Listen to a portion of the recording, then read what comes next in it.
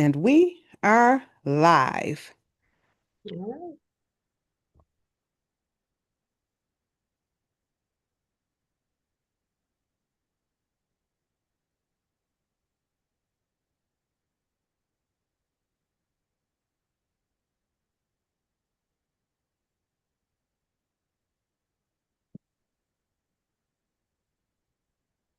Hello, hello, hello, everyone, and welcome to another exciting episode of Coach Talk.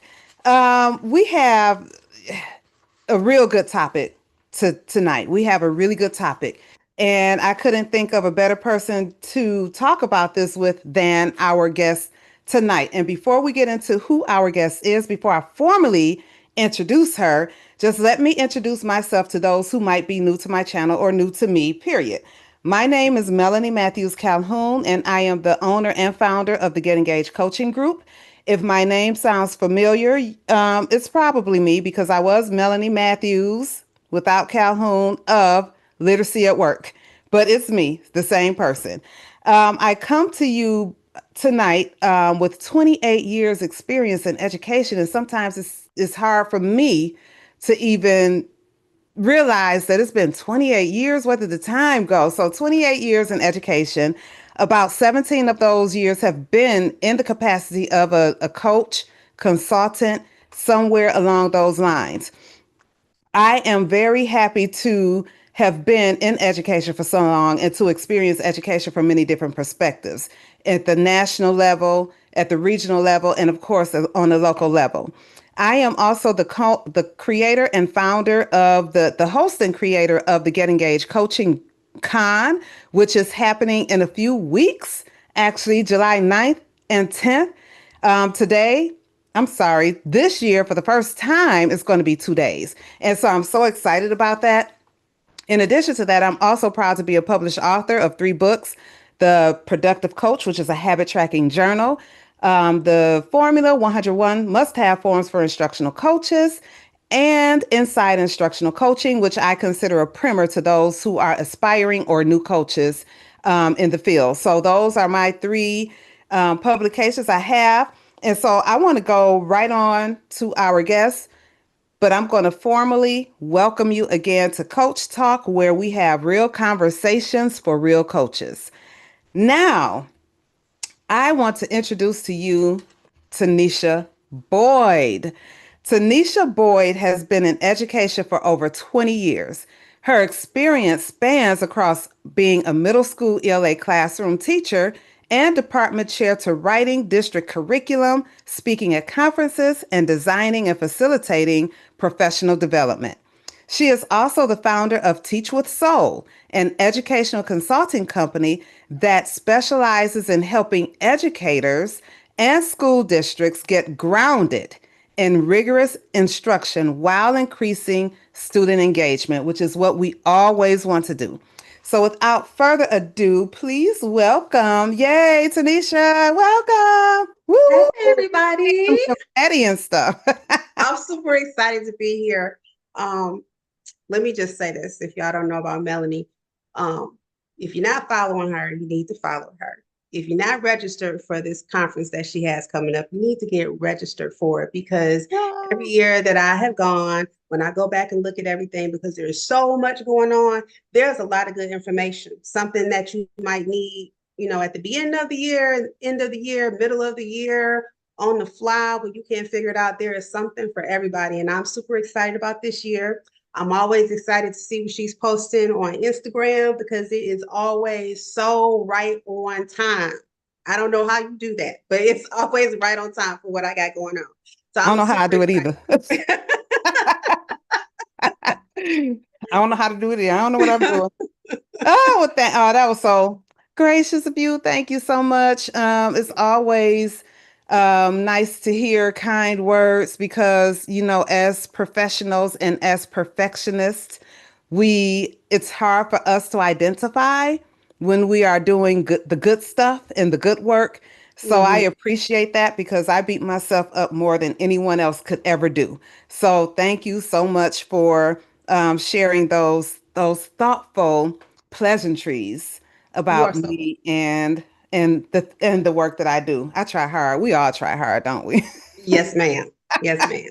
It's like a never-ending story. So, tonight, ladies and gentlemen, we are going to talk about keeping it real with time management. Ooh, Time, right? Time is that thing where if we had 25 hours, 28 days a week, we still would not have time to do the things that we want to do or those things that we need to do. So, before we get into the time management piece, Tanisha, I just want the audience to hear your story. So, let's hear your story. What led you to the world of instructional coaching and leadership? so you told all my backstory, and but what I will say is when I was in the classroom, I always found myself being put in positions where I was mentoring somebody, where I was leading somebody, Mhm. and not seeking out these positions, but happy to do it. And that went on for a really, really, really long time. COVID came, and just like everybody else, I was like, I'm getting ready to go work at Costco because this is way too much. I don't have time for all of this. These kids coming and coughing on me, and I'm ready to go. And the Lord must have been like, Lord, she getting ready to walk away from education. Let me put something out there for her. And it just so happened that at that time, my district was shifting into adding more support for teachers. Mhm. And for secondary, they were looking for a high school and a middle school person. And I just applied, Mhm. on them. There were other people that applied. There were other qualified people that applied, but I didn't want to miss that opportunity. And when I interviewed and got the position, I immediately fell in love with it because it was all the things where I think you're looking at education through another lens. As a Mhm. teacher, you're like, I know what I'm doing. I know Mhm. Mhm. what I'm doing. I am doing rigorous work. And then you have to shift that lens. And when I got on the other side, um, it toughened me, but it Mhm. also gave me more of a heart for educators. I became more empathetic because I started approaching the work through the lens of, if this were me, if I was Mhm. and so I felt like once I kind of shifted in that mindset that I would be a greater asset and support system to the teachers. And I absolutely love it. Mhm. 120,000% love it. So that's how I fell into instructional coaching. But I think it was always there. And I don't think I had named it or even knew that, this position existed when I initially started out in like 20 something years ago.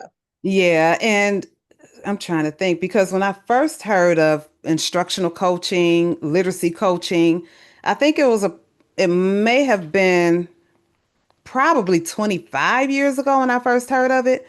And there were, at least here in Detroit, there were similar positions like instructional specialists. I think that's what they were called. I was an instructional specialist, and it was very similar, but we had not fine-tuned it to coaching Mhm, and all of those coaching moves and the art and craft of coaching. We had not, you know, set with that in it yet. So mhm.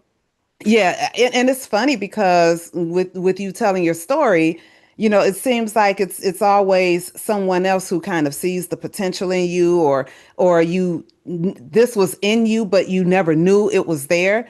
And so, ladies and gentlemen, I started becoming familiar with Tanisha when she was an ELA teacher, and she was doing fantabulous things with her students, as I saw in the presentations that she would do for the Mind Your Coaching Institute. And for you to become a coach or an instructional leader, I think was a natural transition that was bound to happen because you just brought that type of leadership presence to your teaching. And so while every leader hates to see a good teacher leaves, that great teacher can now influence other people because now you have a larger platform.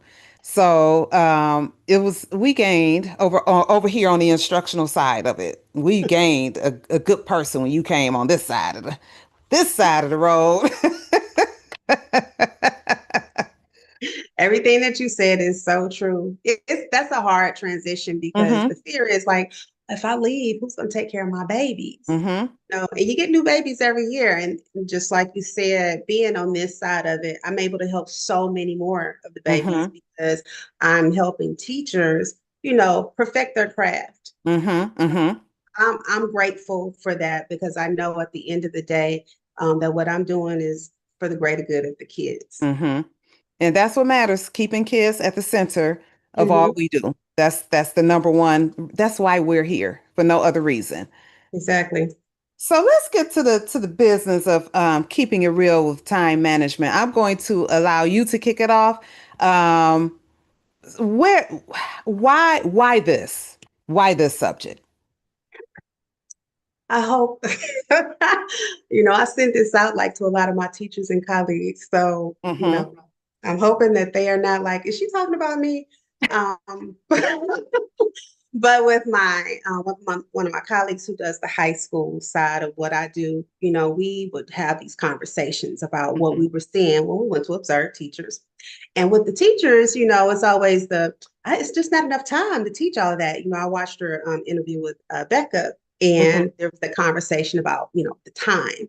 And we were looking at all these things that they were doing and how this time was being eaten away. We were like, baby, you got plenty of time. Mm-hmm. You're not using it well. When we shifted in our district to have an instructional specialist who are the in-house versions of myself and my colleague, and some of the conversations and meeting with them and partnering with them, we would hear the same thing. And some of that was attributed to, administrators asking them to do other things, but they would be like, it's just not enough time. I don't have enough Mm-hmm. time. And we would be there and see some things, and we're like, oh no, you got enough time. You just doing other stuff. You just you are not prioritizing. Like we need to get a plan. And Mm-hmm. so that's something that we have been dealing with all year. And Mm-hmm. it's new to these individuals. So, they're on the learning curve. Mm-hmm. But I thought about if it's happening in my district, I know it's happening in other Mm-hmm. places. And the question, we say there's just not enough hours in the day. And you only get the amount of hours that you get, but we all get the same amount of time. Mm-hmm. The difference is when you decide that you are going to use your time wisely. I know that's such a cliche statement, but using the time, that you have to do what you need to do so Mm-hmm. you can do what you want to do. Some of them are Mm-hmm. just doing what they want to do and not doing what they got to do. Yeah. So Yeah. you watching, I'm sorry. So, No, no, no. What was that song? You're so vain. I bet you think this song is about you, don't you? It's not. It's not. I got that from my mother. It was the Carpenters. But anywho, but yeah, so and that's something that when I'm going into classrooms, mhm. and for coaches who, say, I'm not going to say claim, but you say that you don't have anything to look for, you don't know what to look for when you first go in because you hadn't met with the teacher or the teacher hadn't given you anything to look for. The one thing you can always do is track time. Look at that pacing. So Ooh, you look at pacing. If you're just in there, not even the instructional techniques, you're not looking at anything but time. And you record everything minute by minute as it happens. So I remember doing this thing, but this teacher asked me. It was a social studies teacher, and she asked me to come in and look at her pacing. And I think it was like a 50-minute class. 38 of those minutes were actually spent instructing. And I had noted the transition times, not only the times, but what was done during those times. And so when I debriefed with her and I showed her my raw notes, and when I'm telling you what I say raw notes, I'm talking about handwritten notes. Not to say that you can't use typewritten notes or whatever, but I tell everybody I'm this special kind of Gen X person. I have one foot in old school and another foot in new school. I'm very okay. technically inclined, but sometimes I just need to fill my paper and have a pen or a pencil and write. And so I showed her my raw notes. These are my notes, unfiltered. Here are my notes. And so she read them. I was reading them to her because sometimes I write in chicken scratch. And as I'm reading the notes, she just really didn't realize that that's what was going on with her time. And then Hmm. she was like, you know what? I did do that. Yep, I did do that. And so when she was able to see where she spent her time in the 50 minutes she had to teach the kids, Hmm. then she was Hmm. better able to understand, Yep. okay, let me go back, let me reprioritize, let me tighten up on some areas of my instruction so that I could get more bang for my buck when my kids are in here. So, if nothing else, you can always go into the room, but especially if it's a time thing. And I did that recently too. Um, with a first grade teacher. She was like, it's just not enough time. And we all hear that. Sometimes I say that it's just not enough time until I just sit down, breathe, and then Hmm. think about what I'm doing with my time. So when she said that, I came in and I observed only for a time. And she had gone over her amount of time allocated for that part of the lesson, but she had not gotten through all of the components of the lesson. So that meant that you were spending too much time on certain areas of your lesson. So, Hmm. yeah, the time piece, when you show it to people, then they are better likely to accept that, yeah, maybe this isn't the best use of time or I didn't use it wisely enough. And they are able to maybe make some adjustments from then. If if that's what they want to do, they can definitely adjust from there. But yeah, do that pacing. I love going in looking at pacing of the lesson and just keeping track of time. And then you can show exactly where the time has been allocated. Hmm. And in thinking about like what you were saying with the patient, when I think about that from the coach's side, again, I work at the district level, but it's not that much different from those that are, local in the schools, Mm-hmm. with the exception of that I have more schools and people to see. But Mm-hmm. one of the things that I really try to be cognizant of is that, I know every year it's like, what are your goals? And people Mm-hmm. write down things. My question about that is, are those intentional goals? So when I know that I have to go to a school that may be, on our radar, Mm-hmm. I'm not just going in to see teachers. If I've been to that school before, if I've worked with that teacher before, I need to be very clear about what I'm going in for. So, what am I looking for today? Am I looking to see if they followed up, and are implementing what we talked about last year? Is it Mm-hmm. the beginning of the school year? Am I looking to see if they have classroom routines and structure in place? Mm-hmm. Am I looking to make sure that they are following the pacing guide? Are they doing intentional lesson plans, or are they just Mm-hmm. writing things down to check it off? Being intentional really does help with time management, because if you know what you're looking for, then you don't get distracted by the Mm-hmm. 15 other things. You were talking about looking at that teacher's pacing because you're like, she's not having enough time. Let me see where that is. You were Mm-hmm. focused on where is the time being lost, not what are the kids doing, what's on the board, That's right. um, what time does the bell ring, did she transition to the next content? We're specifically looking for what's Mm-hmm. happening with the time. And so when I think about, instructional coaches who are ending the year, depending on where you are, Mm-hmm. I'm here in Alabama, and we've ended our school year. I know some places are ending this week, but in thinking about the end of the year goals, are you, making final notations? Some, and like you were saying in our pre-talk, you all are already thinking about next year. Mm-hmm. I would submit to some instructional coaches that are watching this, and even, some teachers that are playing dual roles. Think about what needs to be prioritized for next year. Mm-hmm. If you are a coach and you work with the science team and the science team seems to be on point, then what's the next group that you needed to look at? Was it the science? Was it the math teacher? Was it the reading interventionist? Who is next on the list? And what is the thing that you're looking for? Mm-hmm. So, you know, um, I know you shared something with me about, like time management and those things about getting things done. Mm-hmm. It's hard to get things done when you have 52,000 things on the list and you cannot get to them all. So, Mm-hmm. being very intentional about those goals is going to save you an enormous amount of time.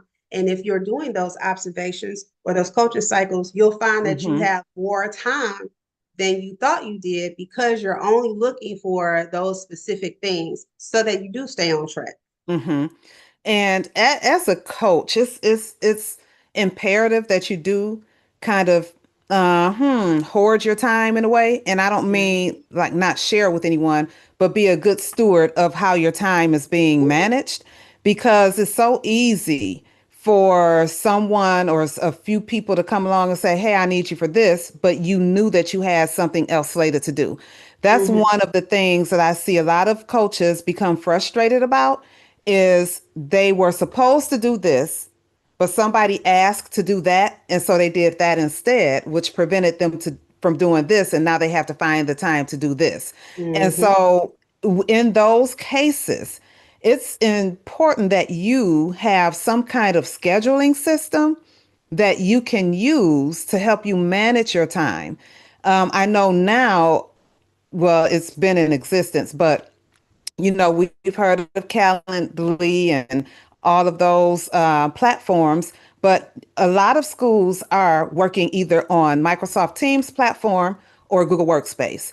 And Mm-hmm. both of those platforms have scheduling um, pieces that you can use to create your own calendar so that you can have bookings. Mm-hmm. Now, in Google Calendar, you can set up bookings rather easily, and you can Google how to, create your calendar for bookings. And that way, when people see your schedule, you can send them the link to your schedule. They can see it and they can book their time. What the beauty of that is that you can block out time that you know that you were going to use for something else. As Yes. coaches, we have so many things to do. I've probably referenced this before in another one of my lives or somewhere else, but not her, Joelle and Killian, the 10 hats of leadership, being a catalyst for change, and a PD provider and a resource provider and a data person and a curriculum developer. That's what we do. And so we have to have time to do those things. And so Mm-hmm. when you block those out in your calendar and you send your link to people for them to make an appointment with you, then your time is already sacred, it's blocked, and they have to schedule around. That way you can still be committed to the time that you set aside for yourself and service the people in the school. So just become more aware of the digital tools that are available to you. A lot of us use Sign Up Genius, and that's a great tool to use. I've used it before, but the beauty and Sign Up Genius actually hooks up to your Google Calendar too. But when you use the Google, it's all in one spot, and you don't have to. That's just a recommendation. I love that you said that because I had that written down. And thinking about using those digital calendars because we use Microsoft. Mm-hmm. And so in my email at the bottom, it will say book with me. So when if somebody Mm-hmm. needs something, they can click on there. But because I have been diligent about scheduling that time that I'm in the office, and if I need to do the feedback forms for the teachers, if I Mm-hmm. need to reach out to principals, if I have meetings, I place it on my calendar so that I can schedule wisely. It's good Mm-hmm. to be intentional about the goals, but if you didn't put anything in a space where you can remember it or be reminded, because like you said, we are so busy, it also lets other people see, our Mm-hmm. director, asks us to connect her to our calendar so that they can Mm-hmm. see our availability, which is helpful when they're trying to schedule things.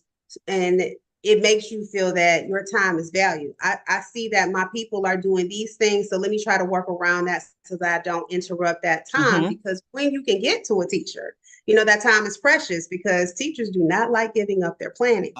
And Ooh, so, silent. so once you're on there and they make their arrangements, what you don't want is to have to cancel. That's happened to me so many Mm-hmm. times where, something mandatory has come up. Um, and I've had to circle back to them, when possible. But Mm-hmm. being cognizant of the days that you need to be sitting and doing work and Mm-hmm. planning, whether that's, getting ready for workshops, getting resources together for teachers, planning for a meeting. Mm-hmm. You need to have those things on your calendar so that people can see that, oh, they're not even available on Tuesday. Yep. Because if there's nothing there and they're scheduling, and then you got to circle back and say, hey, Yep. I got a something on that day. that Mm-hmm. is impacting the relationship between yourself and that teacher in a negative way. And That's so right. now, if we're talking about time management, go into a room with a teacher who feels ignored and Ooh. not valued. You get ready to lose a lot of time. A lot. Yes, you are. Yes, you are. And you know, and it is really important that you have your calendar up to date and that you book those blocks of time out Mm-hmm. because what you don't want to do is not have anything visible on your calendar because you can know you can share your Google Calendar and your Mm-hmm. Teams calendar where it just says busy but don't show exactly what you're doing. Mm-hmm. Mm-hmm. And what it also prevents you from doing, coaches, is having to do work at home because you did not do it at work. So you have to block out your time that you need to do your work at work because I work in the district full time now and I do Mm-hmm. full time consulting. So I have to have tight calendars. Now, does Yeah. that mean I make mistakes? I don't make mistakes, not at all. Because I do, if I'm not careful, I will make a mistake. I Mm-hmm. can overbook. It can happen to any of us. But the Mm-hmm. thing is that guess who never brings work home? Girl, you I preaching. don't bring work home because I make sure that I have enough time blocked out on my calendar so that people can see that I am able to finish my work at home. And let me just I mean, I'm interject sorry, at school, at at work, not at school. home. And let me just interject something here. If there are any teachers that are watching, we're talking about this calendar, and my colleague and I talk to teachers all the time about when you do your lesson planning, put everything on the calendar first, and Mm-hmm. be intentional about that. Be mindful about what's going on in the school year Mm-hmm. as a district, as a whole in your school, and what you will find is you have pockets of time, more time than you realize. So the planning, the intentionality of planning Mm-hmm. is important. Now, let me submit this one, and I know this might hurt some instructional coaches' feelings because, Uh-oh. as the coach, you think you know everything. Um, I do. I you do. you might see, No. some things. You go Mm-hmm. into a room and a teacher is like, these kids they just won't do the work. They won't Mm-hmm. listen to me. And then you go and observe the teacher, and he or she is sitting at their desk with their back turned, and you're like, oh, I see the problem. And so you Mm-hmm. immediately want to tell them what to do. Mm-hmm. But let me suggest to you that you consider giving teachers autonomy, saying, oh, are they? Is that what they're doing? Mm-hmm. Okay, so what would you like for me to help you with? Mm-hmm. So asking, even though you already have a sense of what it is, asking them allows them to have buy-in because it's not about what Mm-hmm. I want you to do. It's about what you feel you need. And I'm willing to bet you, whatever it is that comes out of their mouth is going to be in alignment with that umbrella of, Mm-hmm. okay, you got bad classroom management. And they're going to say, I just want to get these kids to do the work. Well, that's Mm-hmm. their classroom management. We just have to really address the issue. Giving the teachers the opportunity to say, this is what I need, Mm-hmm. gives the illusion, so to speak, Mm-hmm. that you're not dictating, you're not pointing Mm-hmm. fingers, you're not identifying wrongdoing. You are allowing them to say, I don't need what you're talking about, but this is what I Mm-hmm. need to help me with. That allows you to build a relationship. Mm-hmm. It also helps with time management because they are telling you what we're going to focus on. So Mm-hmm. now when you go back and you start looking at that schedule, when you're talking to the teacher about the days that um, they would like for you to come in, you know exactly what you're looking for. You know exactly when they're available, as opposed to you popping up on a Wednesday and it's ice cream day because testing is coming up, or they're doing already or something. How many people has that happened to? You go in for a blind observation and nobody is doing anything that day. Mm-hmm.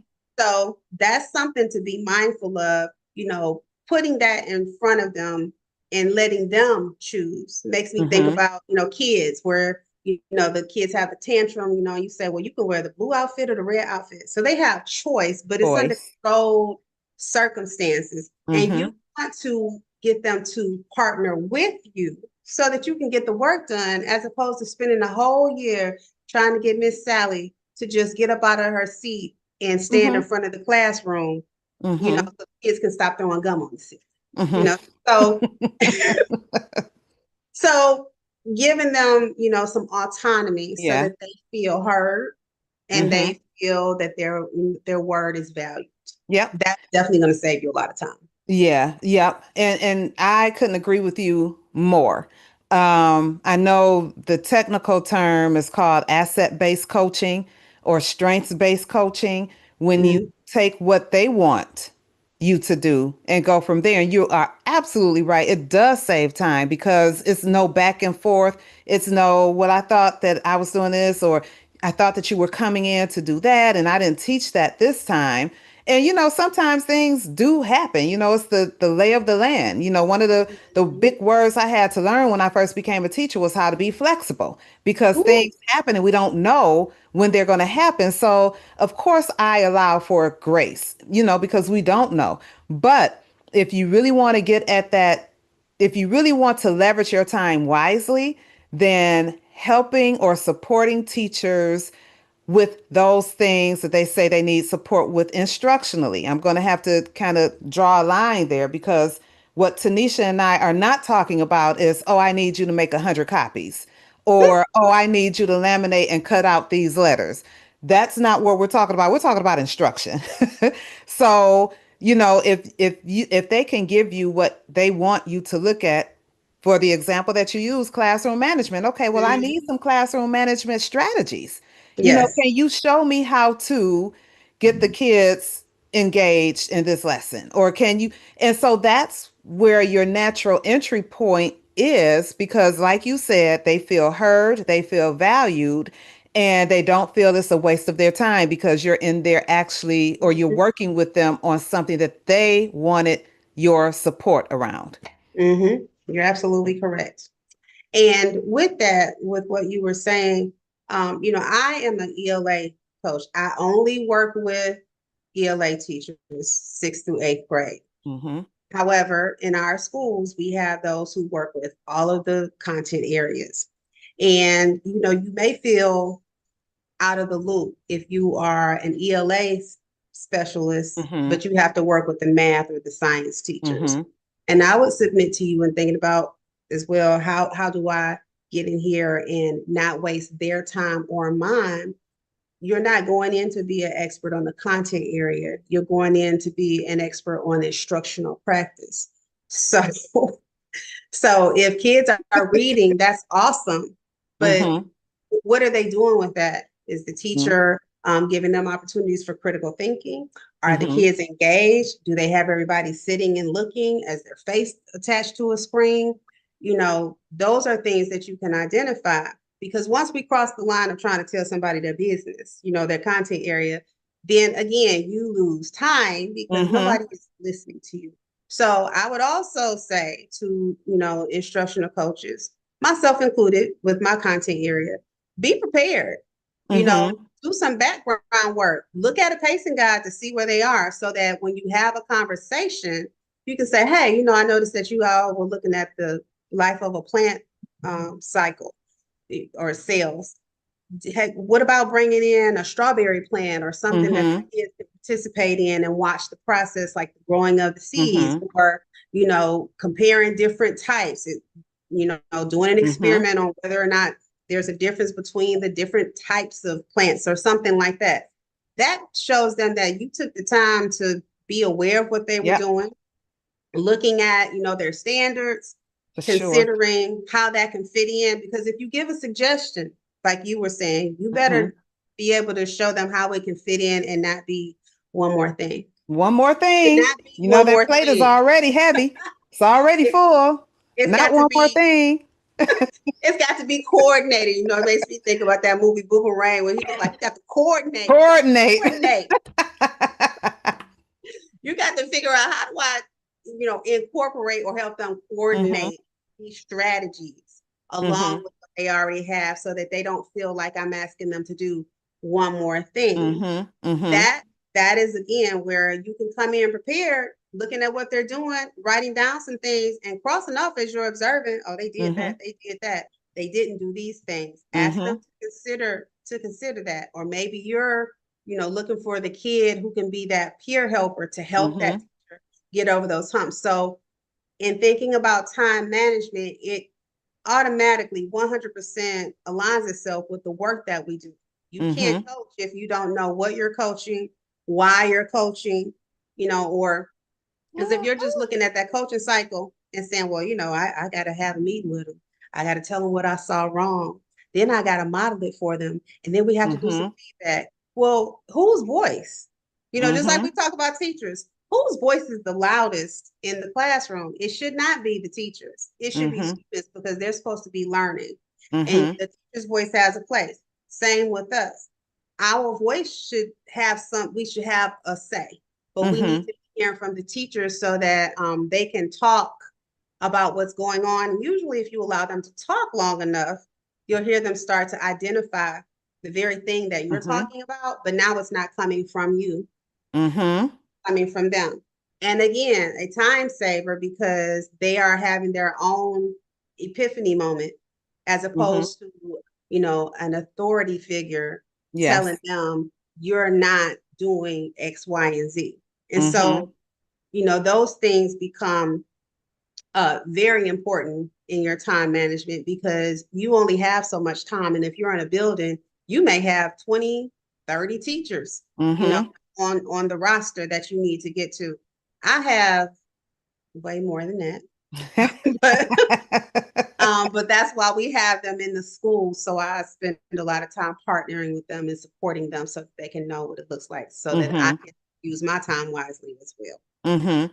Now, because you have so many teachers in so many buildings, and this is kind of off subject, but it's still in the realm, how do you manage your time with so many teachers in so many different places? Do you do certain buildings every other week, certain classrooms? How do you do that?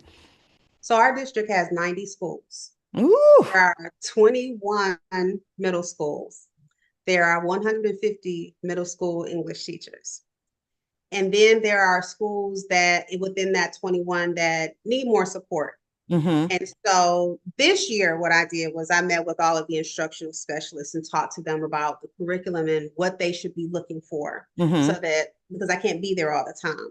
And then I do my rounds, Mm-hmm. into the schools and I just go in. I'm not really talking to anybody. I'm not like, oh, you did this. I'm Mm-hmm. just trying to see where is my baseline and who needs me more. Is it Mm-hmm. one teacher? Is it a school, where it's a whole ELA team? And so I go from there and prioritize, who seem to need the most. But I also do something which if in instructional coaches or specialists are not doing this within their building or if they're at the district level, which is also a time saver, I talk to administrators Mm-hmm. because sometimes I'm not the person that they need because that Mm-hmm. that content area may be on point, but I want to know what is it that you need from me. Mm-hmm. They want to know what I'm offering, at certain times of the year. And so once I have those conversations, which are scheduled, they're Ah. scheduled. Um, then I go back and I schedule that office time so I can sit and look at all of the information, the data that I've collected, and then Mm-hmm. I start creating a calendar for Mm-hmm. where I need to be. And I circle back and then I'm looking a little deeper. Okay, I'm looking at I usually don't go into schools the first 3 or 4 weeks because Yeah. it's giving you time. Mm-hmm. But that mid quarter, I'm in there like, okay, so where are we? Do we have routines in place? Are Mm-hmm. we following the curriculum? Is classroom management an issue? Is attendance an issue? And not Mm-hmm. that that falls on me, but if it is an issue, then all those other things, Mm-hmm. start to kind of fall. So that's when I start saying, okay, so school A is having issues with 2 out of the 3 teachers. So I need to spend a little time here. This school, a Mm-hmm. conversation and some tweaks. So I'm in and out. Mm-hmm. But I'm very intentional Mm-hmm. about who I'm going to see after I've done the rounds. And then I make decisions on how often I will see them based on what happens when we have our discussion about feedback and Mm-hmm. giving them the opportunity to say what they need from me. And then having time for them to say, this is a good day for you to come back. You know, my schedule is open, or I'm teaching this and I would like for you to see. So Mm-hmm. I use my time to get a bird's eye view of everybody. Then I zone in, and then I Mm-hmm. help the teachers help me figure out where I need to spend most of Mm-hmm. And all of that to say that it is possible for you coaches to, if you're in one building or if you're in a district, it's really about intentionality. It's about prioritizing because you hit on being intentional, you hit on prioritizing, you hit on doing some observations, hands off observations. You're just looking, not for anything in particular, but you're looking for all of the things to them. kind of get a focus on, okay, this school, the whole ELA middle school team, they're okay. So I can touch base with them maybe every 4 weeks. But Mm-hmm. then I have a couple of teachers in a couple of different schools that I have to go to every week. So I'm going to go. And so you have to be able to kind of see the lay of the land. Like you said, a bird's eye view. You have to see the lay of the land, put the pieces in place, and then execute your plan from there. And so all of this is occurring within the same amount of time everybody else has. So your time is what you make it. If you, because we all share these same 24 hours. My mother Mm-hmm. tells me that all the time. Told me that we all have the same 24 hours. It's about what you do with the 24 hours that you have, or in the case of being at the job, your 7 or 8 hours, or however much time you have. It's about how you use your time. And Mm-hmm. so being a district level leadership person is, it takes a lot of skill and a lot of, you have to be really astute. You have to be astute. You have to know what's going on in many different places. But once you get that focus and once you get your priorities together, you can make it work from there. And I wanted people to hear that perspective because, it's, again, we all share the same 24 hours. But if you have a goal, we've talked about goals, and if you're Mm-hmm. intentional about the work that you're doing, it can be done. Again, Yeah. it doesn't mean it's going to be flawless because there will be some little quirks here and there, but you have a plan that can be executed. Right. Right. Exactly. Exactly. I feel like I learned something about myself. I'm sitting here With a simply because self-reflection. I was just about to say I'm reflecting on some things. And let me just say to all of you out there, like, that sounds impossible. We had a rough year this year with Mm-hmm. scheduling, a rough year. I put things on my calendar, and the powers that be were like, no, we got something else going on. So there is no such thing as perfection in this work, but I will say Mm-hmm. this, continuing to show up and be available for the teachers that I serve. They know that they can email me, text me, some of Mm-hmm. them send me Facebook messengers. My connection to them helps keep me connected to them in the space of instruction, because I keep an open door, so to speak, Mm-hmm. so that if I can't physically be present, I'm like, we can do a virtual, or you can call Mm-hmm. me, so, because I might be able to coach you through the phone, Mm-hmm. so it's not about perfection, but it is about consistency and showing up. Mm-hmm. And you're absolutely right. One of the phrases that I love to use is that we fail forward. We're Hmm. we're going to make mistakes and we're going to Mm-hmm. fail, but we're going to fail forward and then we're going to get back up, Yeah. dust ourselves off and continue because we have to be consistent in what we're doing. And even Mm-hmm. if you're a teacher and you're looking this or looking at this, or coaches, you're working with teachers, reassure them that, when you are looking, for example, at lesson plans, or you're in the classroom looking at pacing, that this is a work in progress, so you don't have to have everything the next time because, again, Right. things happen. So this is a work in progress. And because with district initiatives coming and having to be done yesterday, Woo. again, as Tanisha is saying, not another thing on the plate. So make sure you kind of ease it onto the plate as lightly as you can to make them. And what I mean by that is to show them, explain to them how it is doable if we do it one small step at a time.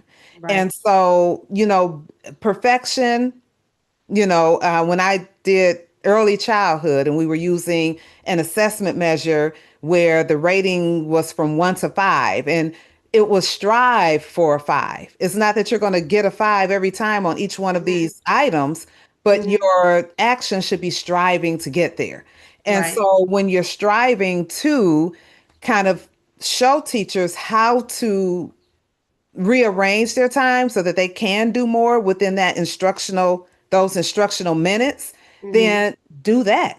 When you're talking about yourself and you're feeling frustrated because you have back to back to back to back observation meeting, and that's your whole day, then you have to look at yourself too. Okay, yes, that's a part of your job, but also a part of your job are those things I told you about Joel and Killian mentioning, the Hmm. PD and the being a data coach and an instructional Right. specialist and all of Right. those things.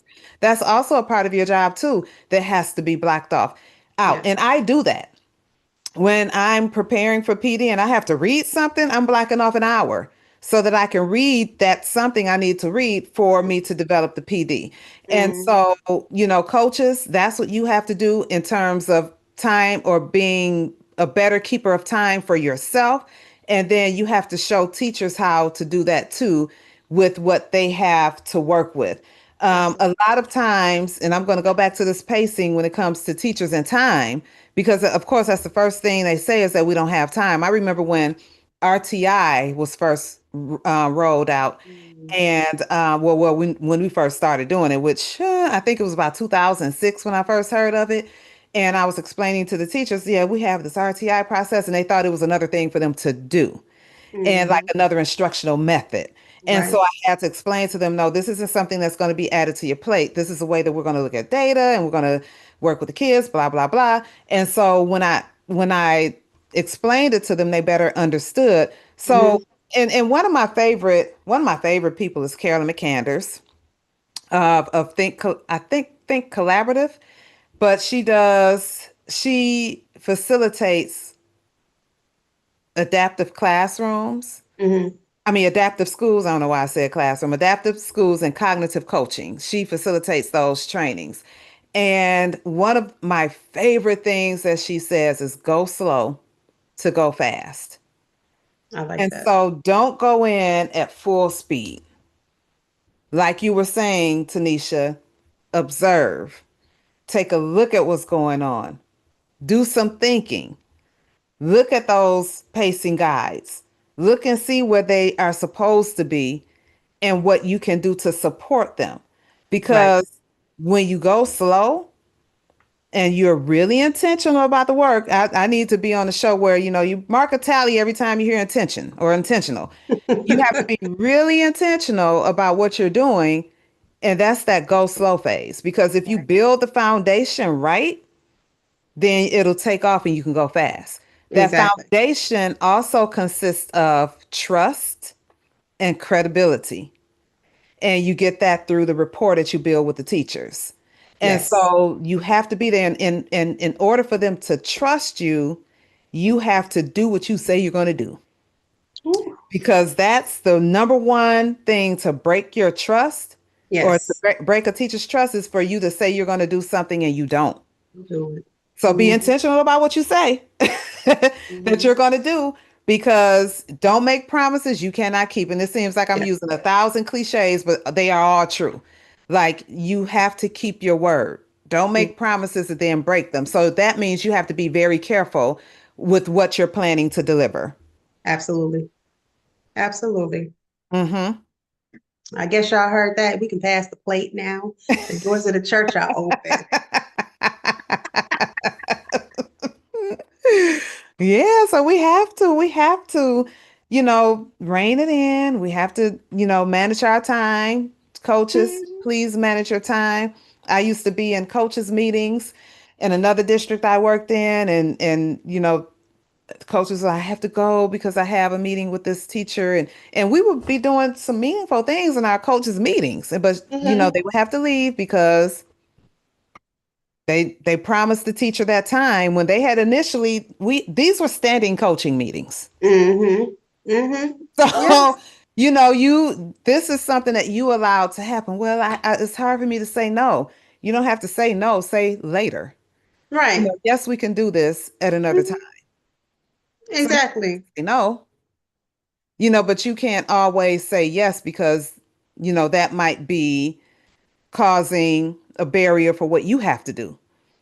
So Which time. is why you need that calendar so you can say, hey, I'm Hmm. available this day and Hmm. time and this day and time. You can choose. Yep. Because that's what they do. That's what they do too. That's right.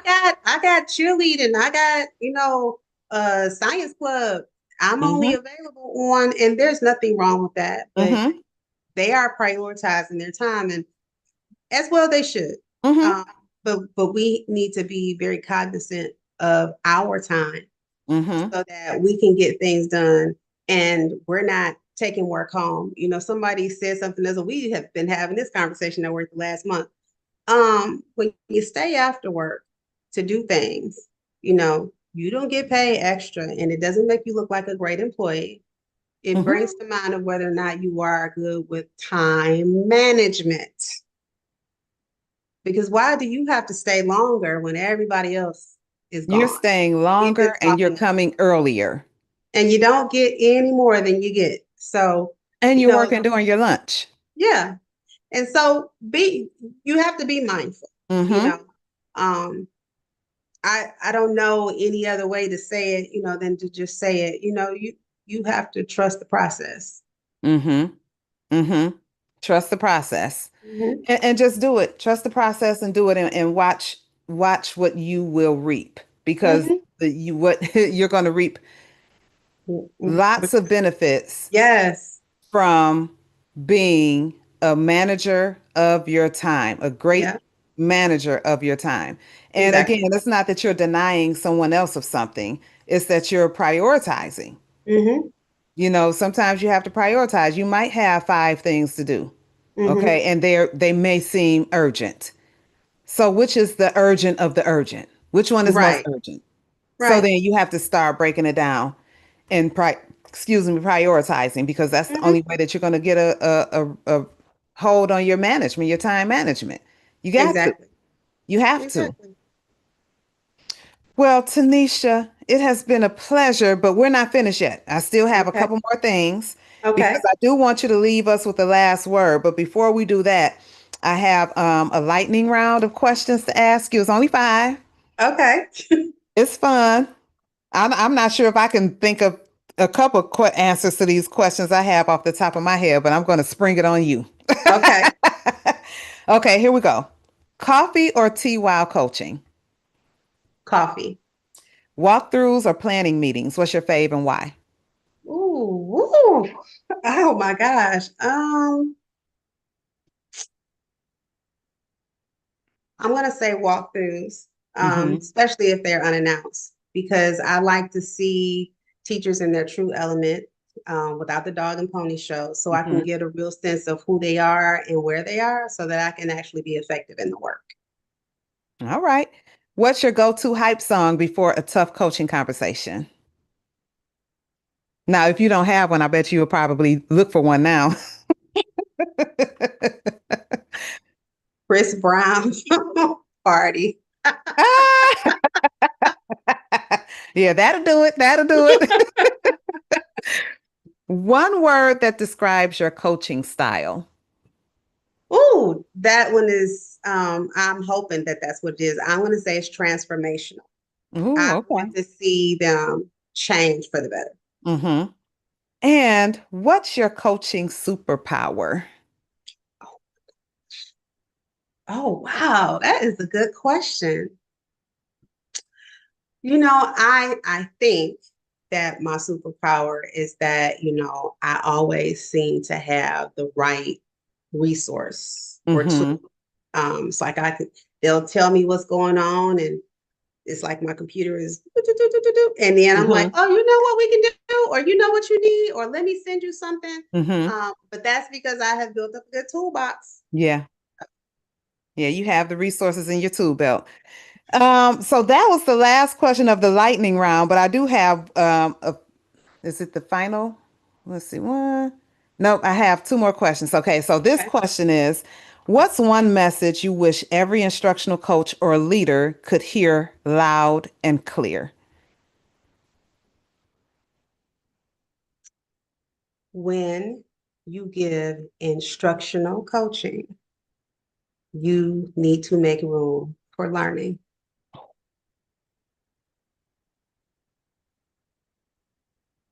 I don't know, um, and I'm including myself in this, how we get so, it's almost like a power trip sometimes. I'm the coach. I know when you're giving instruction, but you're not making time for learning. And learning is always on a curve. It's differentiated. We talk about that second delivery that we have to give in the classroom. Mm-hmm. Sometimes you got to give a second delivery. We talk about modeling. We talk about tier three. And that Mm-hmm. happens with adults too. The only difference with the teachers is that, there's no IEP involved. You Mm. have, especially in today's teaching realm, we have people who have never been to school to be a teacher. So you have to realize that the instruction that you're giving has to make room for the learning.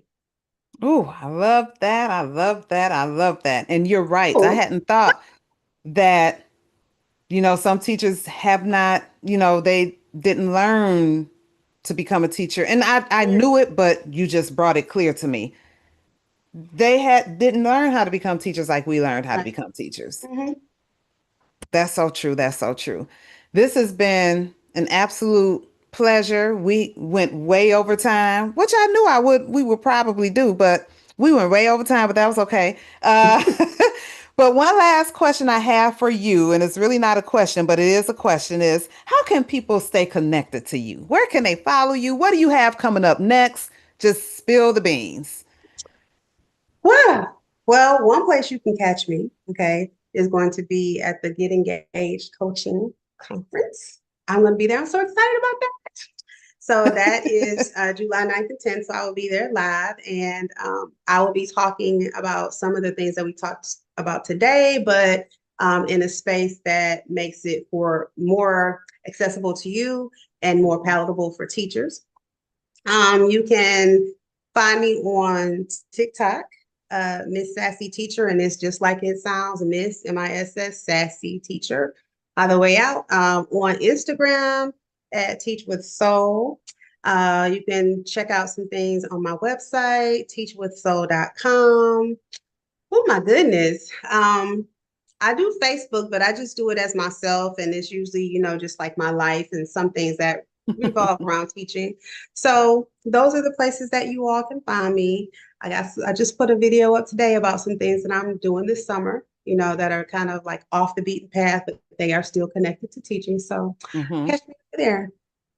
All right. Well, thank you. Thank you. Thank you. I enjoyed this conversation. We're going to have to do it again soon. We are going to have to do a part two. Okay. Part two. Um, so, ladies and gentlemen, that's it for us tonight for this edition of Coach Talk. Tanisha, don't go anywhere. And Okay. we'll be seeing you later. Thank you. See you later. Bye.